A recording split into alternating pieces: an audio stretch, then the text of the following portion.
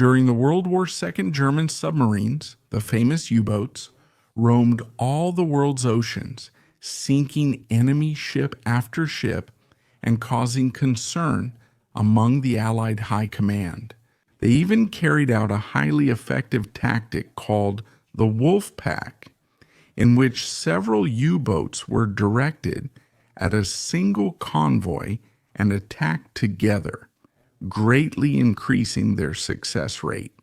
But how did these submarines communicate with each other and with the high command back in Germany? Let's find that out now. The first thing you need to know is that the Kriegsmarine, the German Navy, created its own new operations map for use around the entire world, instead of simply using the traditional system of geographic latitude and longitude coordinates. The Germans then created a naval system based on grids, and in this system, they divided the ocean surfaces into large quadrants, each 486 miles on each side. Each quadrant was given a designation made up of 2 letters, as you can see here on the map: A, K, A, L, A, M, A, N, B, C, B, D, B, E, and so on. Each of these quadrants was divided into 9 smaller quadrants, which were then divided again into another 9 quadrants, resulting in 81 individual areas per quadrant. Each of these 81 areas was identified by a sequence of 2 numbers. So, to direct the submarine to one of these areas, it was necessary to use 2 letters and 2 numbers. But it doesn't stop there, because each of these 81 areas was again divided into 81 areas, making it possible in the end to assign a U-boat to an area of only 6 nautical miles per side anywhere in the world. So, to assign a boat precisely to one of these areas, the Kriegsmarine used a sequence of 2 letters, then 2 numbers, and finally 2 more numbers. And you can play around with this system on the Naval Grid Calculator, which is a very interesting website that simulates this Kriegsmarine system. I'll leave the link for it right here below in the description. Well, now that you know this, how did the submarines communicate? The submarines communicated through radio waves, and these radio waves were modulated on several different frequencies. To help you understand better, take a look at this chart here. The Kriegsmarine's communication frequencies from sea to land and from land to sea were in the high frequency band in the range of 3 to 30 megahertz. And then, to confirm the communications, they repeated the same data on the very low frequency band, or very low frequency, which is a very low frequency, in the range of 3 to 30 kilohertz. All these frequencies used Morse code, and on top of that, there was still encryption done by the Enigma machines and similar devices, and transmissions on very low frequencies could be picked up by submarines that were submerged up to 30 meters deep.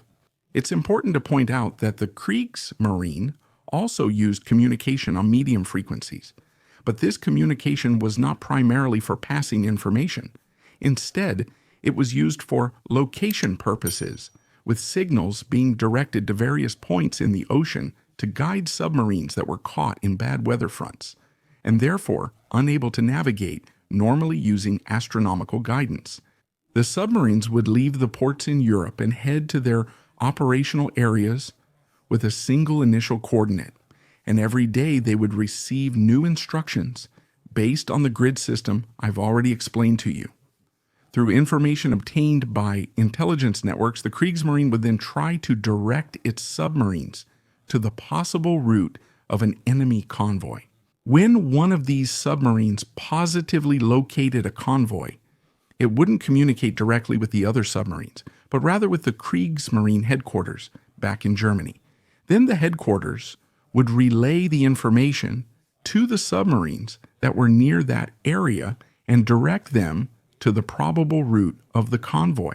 Submarines selected to attack a specific convoy were placed within a specific communication circuit that was opened only during the attack activity and soon after was closed, causing each boat to go back to operating entirely on its own. Admiral Karl Dönitz, who began the war as the commander of the German submarines, always conceived of the submarine as a solitary weapon, which should only operate together under orders from higher command. He demanded strict radio discipline from his commanders, instructing their crews to use this equipment only as a last resort. And in fact, most of the time while they were on patrol, the submarines only listened to transmissions from Germany. But at a specific time of day, they had to report back their position and any changes made that day. Dönitz was extremely strict about this aspect, but this ended up becoming a vulnerability that allowed the bolt to be transformed from hunter to hunted. That's because since the 1920s, the United States had been perfecting its naval location systems using radio triangulation. And at the beginning of World War II, they already had a network of radio stations along their entire east coast transmitting high-frequency directional signals to determine the location of submarines. By early 1942, in addition to these antennas set up along the coast, the United States Navy began to equip its ships with similar systems, greatly increasing the effectiveness of their location system, which became known as high-frequency direction finding, nicknamed Huff Duff by the sailors. In collaboration with the British, several antennas were then set up both in Africa and in Europe, and working together with the ships in the middle of the Atlantic, they created a system that could quickly detect a submarine the moment it started transmitting. To make things a bit more complicated for the Allies, the Germans developed a communication circuit called Bruno 3, which was also known by the code name Norddijk, named after the German coastal city on the North Sea that hosted the transmitter in question. In this system, the transmission was carried out simultaneously on 4 different frequencies across 4 different bands, reaching the entire globe, and it was through this system that the battleship Bismarck, whose story you can learn about in our video here, transmitted its last and fateful message. With the tide of naval war turning against the Germans in 1943, the Kriegsmarine then introduced in October 1943 a new layer of complexity to the Norddijk system by introducing off-frequency communications. In this new system, they continued to transmit on the 4 simultaneous frequencies I already mentioned to you, but each of these frequencies had 10 bands above and below the main signal, and the transmitter on land would then, in a coded way, inform the submarine which of these sub-frequencies it should use to relay its information. Since this system made the submarine's response happen on a frequency completely different from the one on which it received the message, the Allies' efforts to triangulate the submarine's position became a bit more challenging. But things only really got complicated in January of 1945, when this system was updated again. And this time, it could use up to 336 sub-frequencies above and below the originally transmitted frequency.